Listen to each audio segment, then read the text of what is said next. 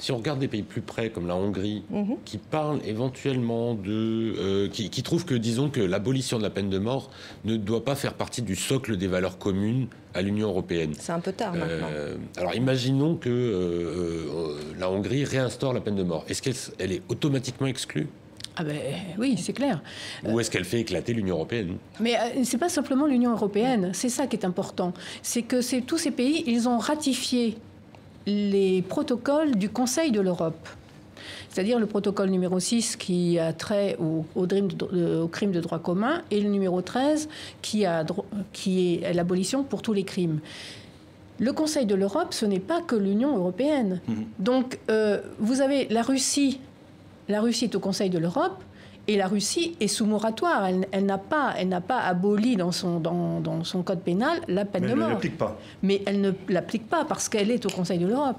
Et donc, ces pays-là devraient sortir du Conseil de l'Europe, c'est-à-dire qu'ils devraient sortir en fait de la communauté internationale d'une certaine manière.